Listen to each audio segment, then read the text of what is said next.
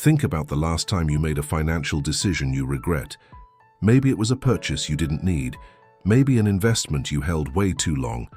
Maybe money you swore you'd save, and then didn't. We've all been there. Now, why did you do it? Most people land on the same word: discipline. I knew better. I just didn't follow through. And that feels honest, responsible even. It's also completely wrong. And I can prove it. In the next 12 minutes, I'm going to show you why, using decades of neuroscience, psychology, and some of the most important research ever done on the human mind. Because the truth is this: you are not bad with money. Your brain just wasn't taught. The human brain is roughly 300,000 years old. The modern financial system is about 400 years old. That gap, 219,600 years, is essentially the entire problem. For almost all of human history, the smartest financial move you could make was this: consume now. If you found food, you ate it. If you found shelter, you used it. Saving resources for later made no sense, because later was uncertain, dangerous, and far away. Your brain was built for that world, it still is. So when you struggle to save money, when you sell your investments in a panic, when you spend your bonus before the month is over, you're not failing as a person. You're running ancient software on modern hardware, and nobody ever gave you the manual. In 1979, two psychologists at Hebrew University published a paper that would change the world. Their names were Kahneman and Amos Tversky. The paper was called Prospect Theory, and it described something no economist had ever formally proven before. People don't make financial decisions based on logic. They make them based on feeling. Kahneman and Tversky identified three patterns that show up consistently in almost every financial decision a human being makes. Kahneman and Tversky ran a simple experiment. They asked people one question: flip a coin. Heads, you win $150. Tails, you lose $100. Do you take the bet? Mathematically, you should. The odds are in your favor. Any rational agent, as economists like to say, takes that bet every single time. Most people said no, not because the math was wrong. Because losing $100 feels worse than winning $150 feels good, even though the numbers don't match.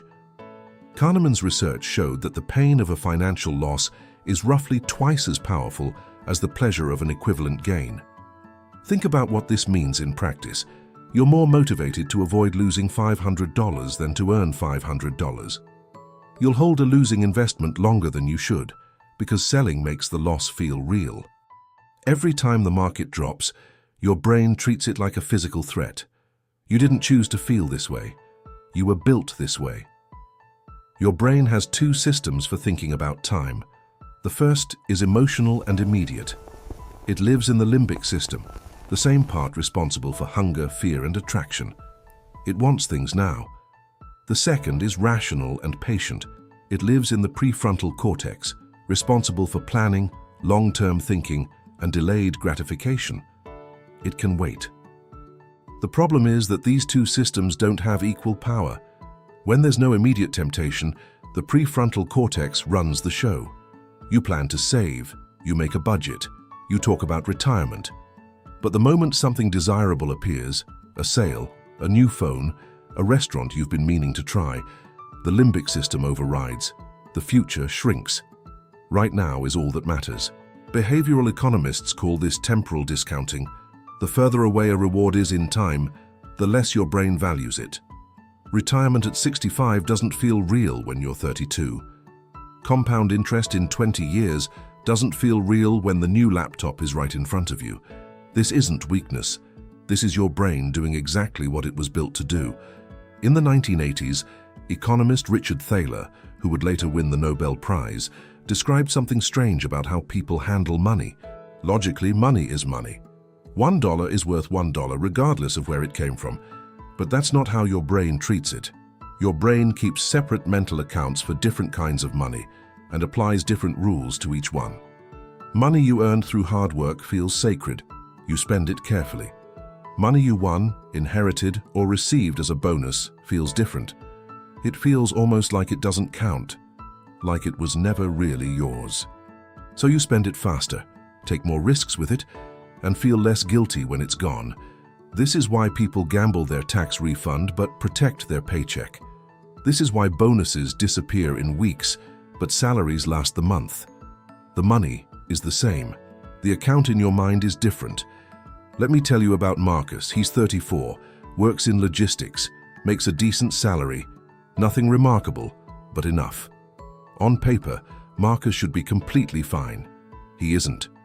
Every month, Marcus has the same conversation with himself. This month I'll save something. Every month by the 20th the money is gone. Not dramatically, not on anything wild. Just coffee, a meal or two, a subscription he forgot about, some things he didn't really need. When Marcus talks about money, he gets quiet. There's something wrong with me, he says. There's nothing wrong with Marcus.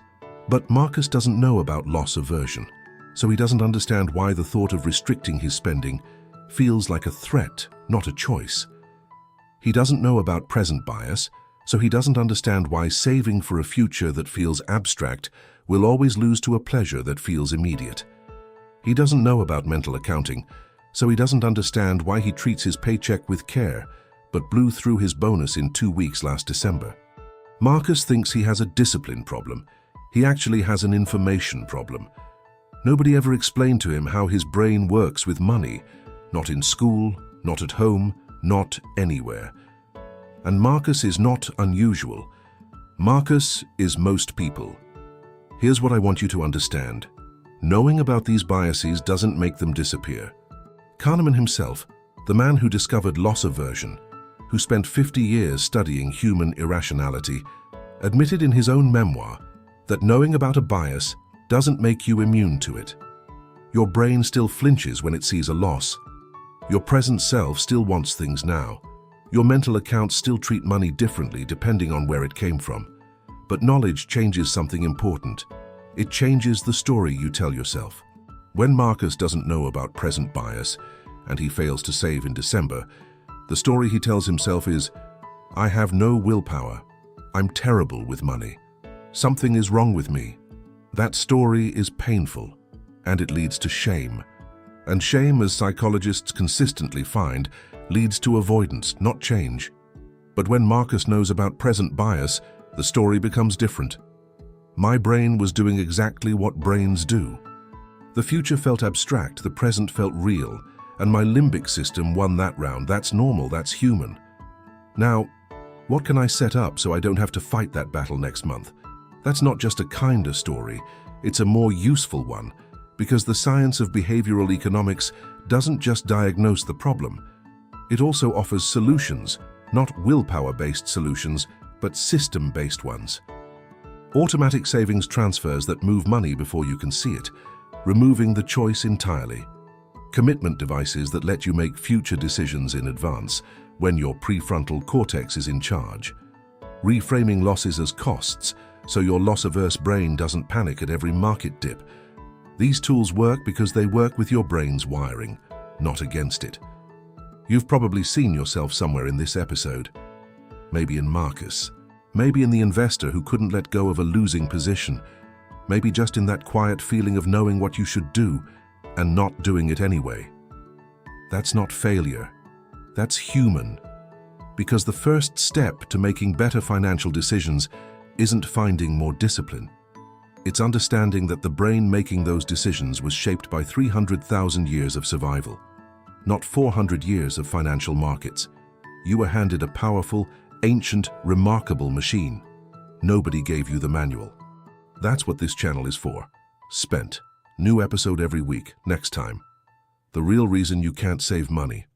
And it has nothing to do with how much you earn.